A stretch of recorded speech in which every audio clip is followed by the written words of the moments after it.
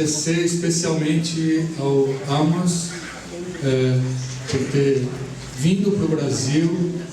Sempre que nós o convidamos, o Amós responde com enorme entusiasmo. Ele faz parte da minha família. Ele é um dos autores mais importantes da minha história como editor. Nosso relacionamento já valeu a pena eu ter sido editor só por esse presente que eu ganhei na minha vida. Boa!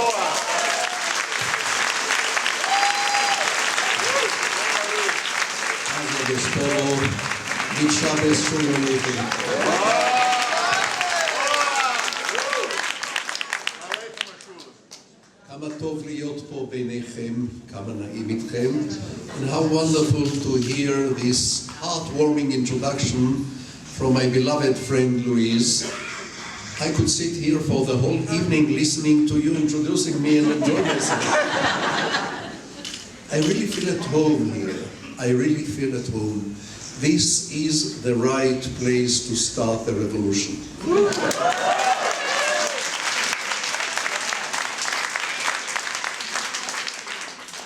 Or at least, as my dear friend Lily said, the right place to plan the revolution. Because it's always nicer to plan a revolution than to fulfill it. Dear friends, I come from one very troubled country to another very troubled country. This is a darkening world. And when I ask myself why, what is the main reason for the fact that our world is becoming cloudier and darker, I think one of the main reasons is that all of us move further and further away from the horrors of the 20th century. We forget, and if we do not, our children and grandchildren are beginning to forget. I believe that Hitler and Stalin, without meaning to do it, they have given the two following generations a wonderful gift. They never wanted to give us a gift, but they did. For 50 or 60 years, many millions of people all over the world were afraid of fanaticism, were afraid of racism, were afraid of blind hatred, were afraid of unrestrained radicalism. This was the present which Hitler and Stalin gave us, although they never meant to give us any present at all. Now this present is reaching its expiry dates. People are no longer afraid to be shamelessly racist, shamelessly fanatic, shamelessly extremist, shamelessly violent, shamelessly full of hatred. And the hatred is manifested in different forms, in different ways, in different parts of the world. Samuel Huntington described some 15 years ago the new century, the 21st century, as a clash between civilizations, East and West, Islam and Christianity, democracy and religious fanaticism. This was very simplistic and even overly simplified by some of Huntington's readers, and even more simplified by people who never read Huntington but heard some rumor. They turned his message into a Hollywood-like Western movies. Good guys and bad guys. The Muslims are the new bad guys, the West is the good guys. No, ladies and gentlemen, not at all. The real syndrome of our day is the battle between fanatics and the rest of us. And fanatics come in many forms, in many colors, in many slogans, in many manifestations. Yes, there are violent Muslim fanatics, but there are violent anti-Muslim Islamophobia fanatics. There is a new manifestation of Christian fanaticism in the United States of America, in Russia, in many countries in Eastern Europe, and probably in this country as well. There are manifestations of Jewish chauvinistic and religious fanaticism in Israel and elsewhere. There are other forms of fanaticism: radical fanaticism, violent revolutionary fanaticism, hateful fanaticism. I know people who are so strongly anti-smoking that they will burn you alive if you lit a cigarette somewhere near them. I know some vegetarians who are so adamantly vegetarians that they will eat you alive for eating meat. I know some anti-fanatics who are ready to kill any fanatic right away without a trial.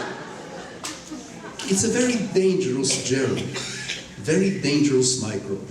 It's very much on my mind, not only in my essays and articles, including the very recent book published these days by Compañía das Letras under the title "There is More Than Just One Light."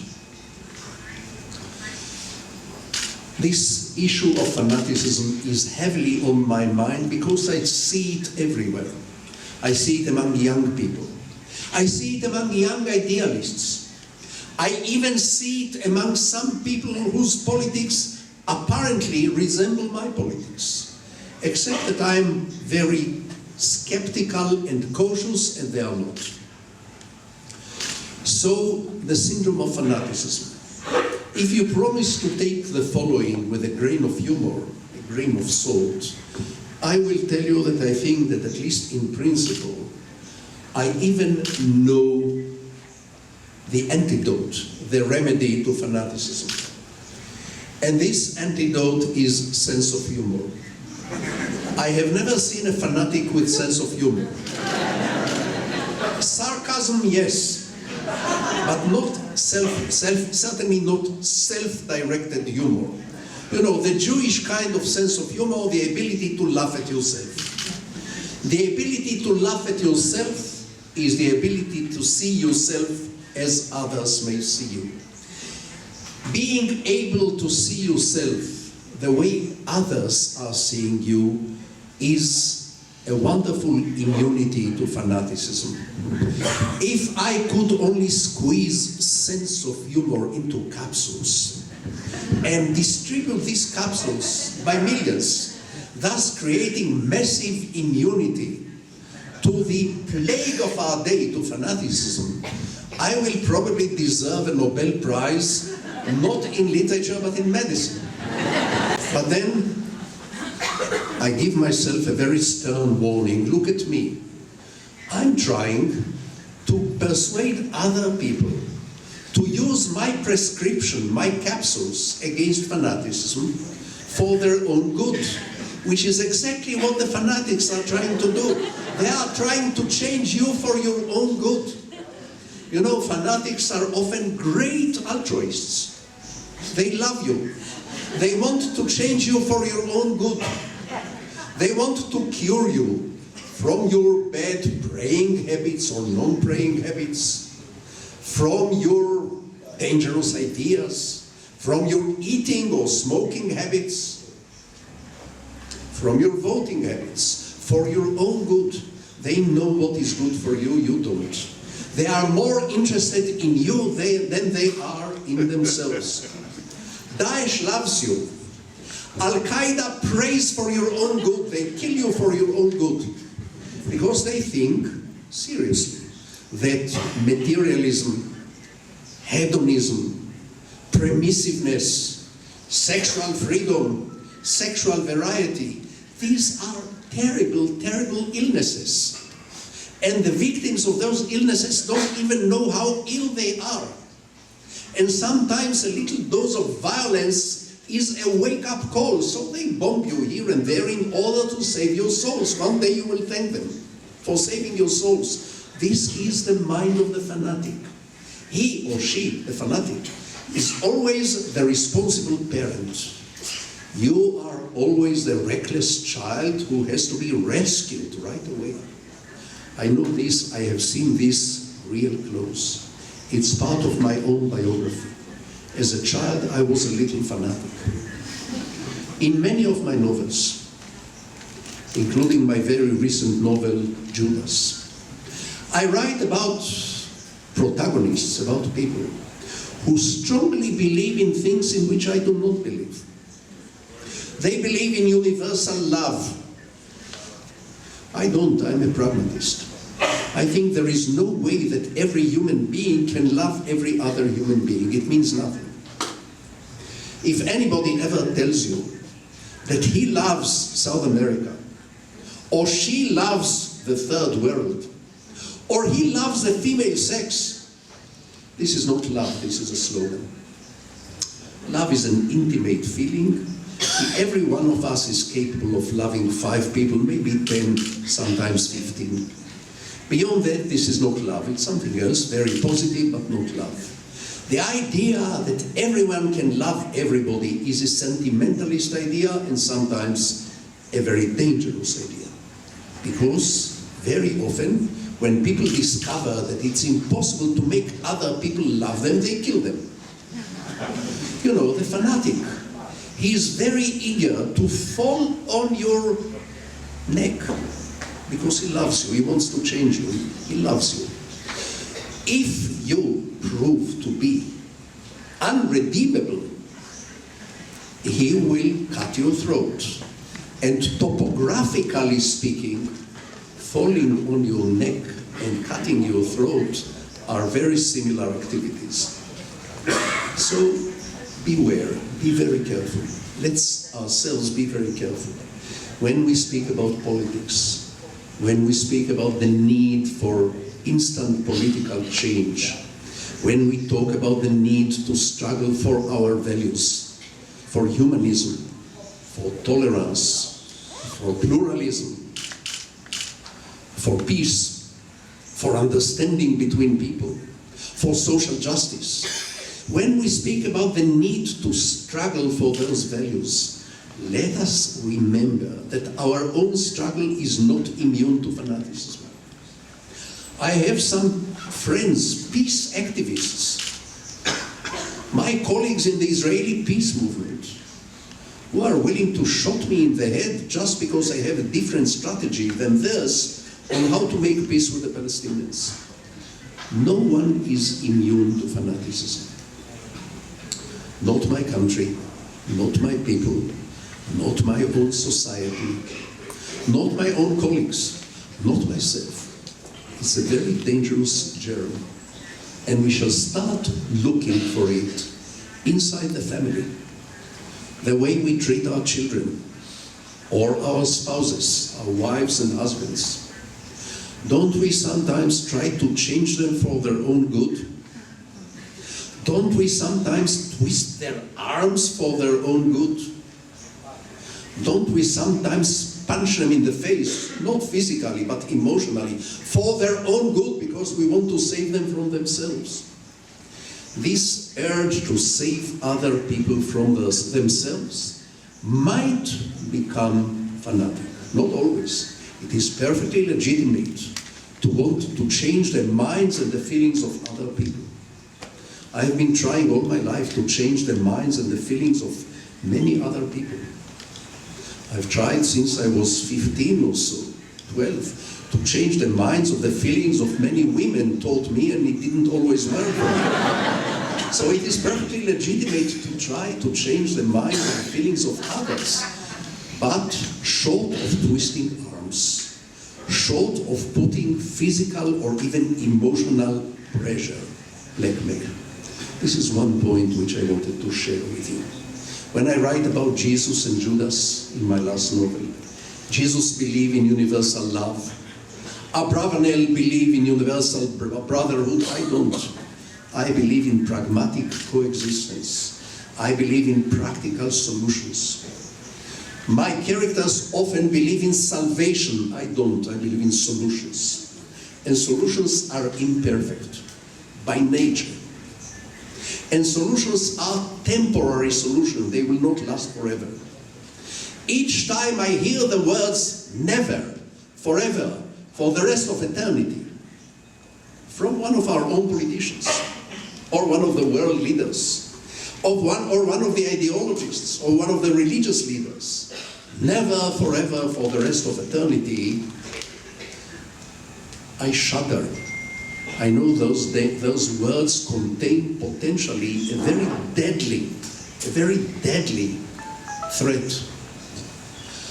Now, a couple of words about my own bleeding country. You know your own, my own bleeding country.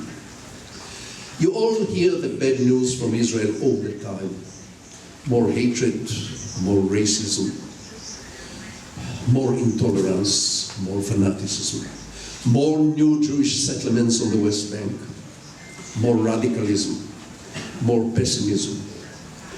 But let me give you the good news for a change, because those bad news are correct. Sometimes exaggerated, but they are correct. But let me give you the good news. The news you never hear or watch on your media. You never read about in your press. Because the good news are not really news. They are processes, evolutionist processes.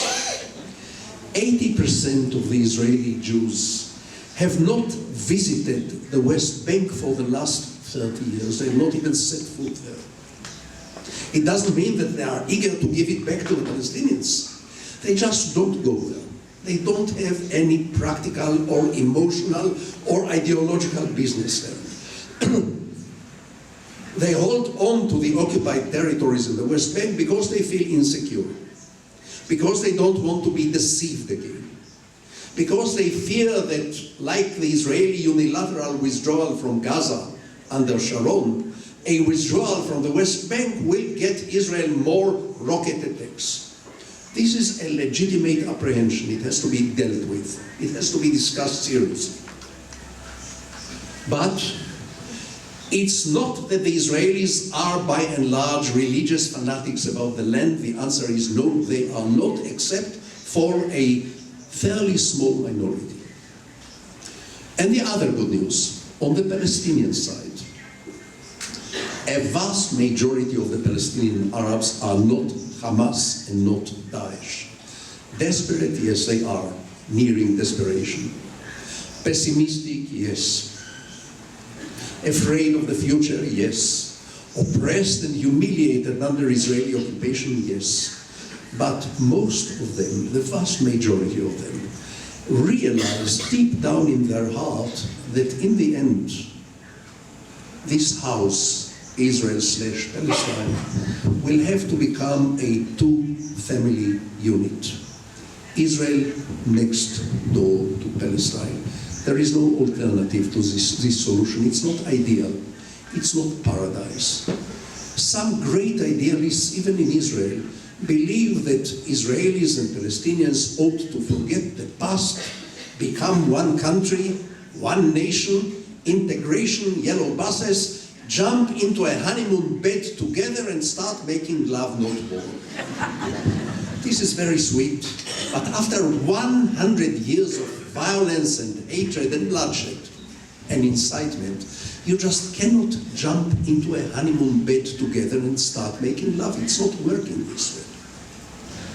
If anyone in their right senses proposed in 1945, immediately after the downfall of Hitler, let's make Poland and Germany one nation, yellow buses, integration, make love, not war, they will put him in a mental asylum. 50 years later, yes, common market, open borders, but step by step. First thing, let Israel and Palestine become next door neighbors. say hello and good morning in the hall when they meet each other. Stop the violence. Be polite. Next, let them hop on each other for a cup of coffee and make some jokes about the stupid past. Next, maybe start cooking our meals together in a joint kitchen, by which I mean shared economy. Then, next step, maybe some kind of federation, some kind of Middle Eastern common market. Why not? But step by step and very cautiously. Let's be pragmatic and realistic, like a good family doctor. Let's start healing the injury, not by working some emotional miracle, but by finding a practical, immediate solution, which is a two-state solution, and then take it from there. Finally, because I promised to make very short remarks, and because many of you are standing, I know the young are standing and the elderly, except for me, are sitting, but I will make it short. Let me make one comment about my own writing, about my own novels. When I wish to express my thoughts about the state of Israel, about the state of the Jewish people, about the significance of Judaism in my life, about my own conception of Judaism as a culture, not just as a religion, not just as a nationality, but as a culture, and one of the great cultures of the world.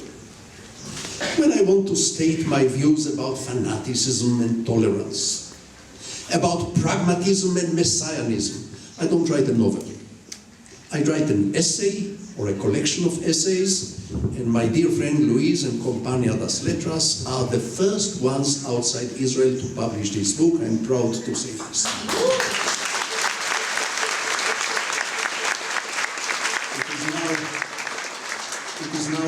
These essays are now under translation into 25 languages, but Brazil Portuguese is the first and foremost.